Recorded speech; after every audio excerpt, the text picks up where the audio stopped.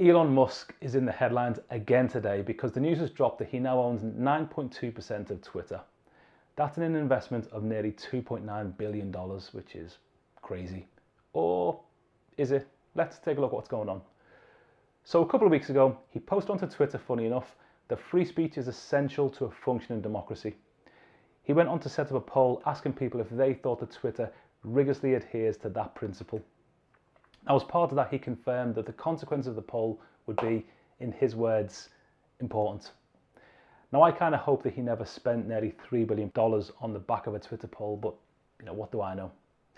Anyway, over 2 million responses came in. The results were very clear that most people interacting with that particular post felt that Twitter didn't value free speech. Now, that's an assertion. It's debatable, and it's not something that I'm going to get into on this channel or indeed this video. But from there, Elon doubled down, maybe because he saw the votes were going to go one way, and against the backdrop of Twitter versus free speech, he asked the question, what should be done? Now, it's at that point where things got interesting. In response to a Twitter user's question about whether Musk was considering building a platform of his own to combat the issues that he felt was at play with free speech, Elon's comment was that he was giving serious thought to this. Now, opportunist investors may have smelt something on the cards, and in less than 2 weeks, he was the proud owner of 73.5 million Twitter shares. Now, as the news broke, markets hadn't opened, but in pre-trade, Twitter was up over 25%. Now, Musk is saying that his stake in the company is passive, but in my personal opinion, it looks very unlikely that he just woke up one morning and decided, I'm going to buy 9% of Twitter. If he thinks that Twitter's playing a part in undermining democracy, it's hard to believe that his stake will remain passive. So what does it all mean? Is Elon a true free speech warrior? Is he simply putting his money where his mouth is so that he can bring about the change that he thinks is needed? Which, to be fair, wouldn't surprise me with Elon. And what does that mean for the long-term future of Twitter and its shareholders if he starts to tinker under the hood, trying to shape the platform into something that he thinks it should be and something that he's more comfortable with? Or is something more exciting going on?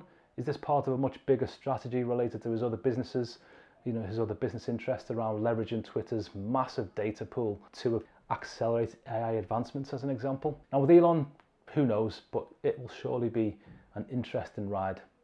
Now, I'm not advocating buying Twitter shares. This isn't one of those videos.